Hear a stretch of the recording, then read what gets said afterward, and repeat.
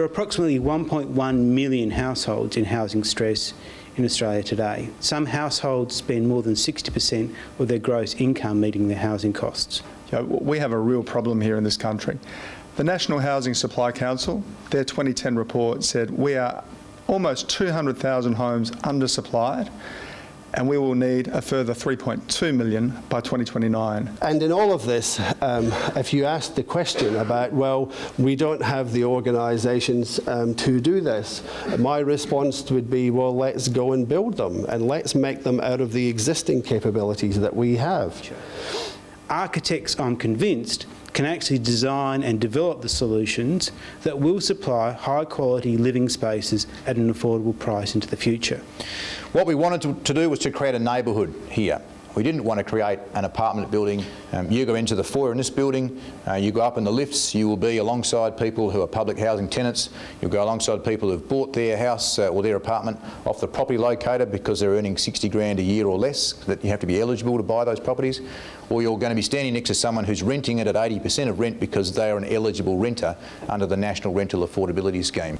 What this facility will say to a young person is, you're valued, you are the same as everybody else, you can live in housing like everyone else, you have a future and you have a capacity to work to that future. The project is something that's very dear to our hearts as Bird Delacour Architects. The youth services, in effect, get the best outlook and best outcome in this, and we quite liked that. We liked the idea of putting the youth services front and centre, not hiding it. I was just sitting here listening to an architect talk about a vision for young people, and you have no idea how thrilling it is to hear that. And that fundamental shift in what it says to the young person will have a massive impact on their life. It enables them to think that they can be like everyone else, which of course they are. Median house price now is $410,000, so I've got no idea how my son is ever going to leave home at that rate. On this you see population growth in blue, annual dwelling completions in grey, and you see they've tracked each other pretty well throughout the 70s. So that meant demand and supply were in equilibrium.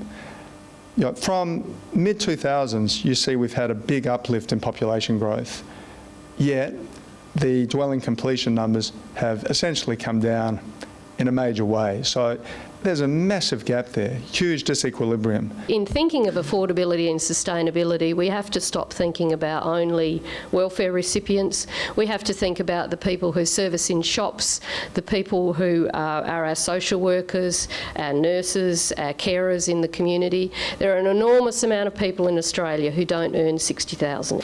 74% of local government areas are unaffordable for key workers. So the people that Wendy spoke about before, the sub 60,000, where do they actually buy a house and where do they live? If you're on an income of 60 grand or less, you can be deemed eligible. You can then access that property. It's an exclusive property listing. So you go on the property locator, anything with a key icon. If you're not eligible, you can't access that property, which means if you're an investor looking for a fairly cheap property that might have good rental cover, you cannot buy that property if it's on the locator unless it doesn't sell. It's average household income divided into average household price. So in 1970, when average household income, for argument's sake, was around 10,000, you could buy a house in Adelaide for 30. In 1980, average household income 20, you could get into a house for 60. So we've traditionally had a multiple of 3.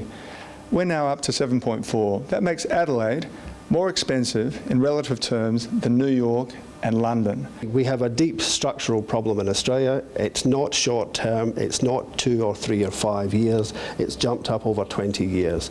It's a general market problem, but housing stress is particularly focused on low-income groups. Those low-income groups cannot be housed in the existing public or social housing models. We therefore, like much of the other parts of the Western world, need to go into more diversified models, new institutional forms and new methods of funding. All of that seems to me an extraordinarily exciting time for systemic change, and I think many of the people who contributed towards a housing and urban policy of this state over the last 100 years would be very excited by the prospects and potential that exist now. I heard a lot about innovation in design. I heard a lot about innovation in construction technologies. I heard a lot about innovation in consultation. And I think that's just so valuable in the sense that we have these affordable housing challenges. We have these challenges in terms of the functioning of our cities. And there are innovations out there that can really deliver substantial results in terms of affordable housing and good quality life experiences. And we just need to see them grow. I'd like to take the UniSA stuff and put it in front of ministers and other people to show that there is something called design, which is about design ingenuity as much as it is about design thinking, and to prove that design is not just about product or shape or colour. My thanks to Housing SA, DFC, the federal government for their insight in this, but particularly the people, the individual people who were involved in arguing this case through. You are right, you'll be proven right.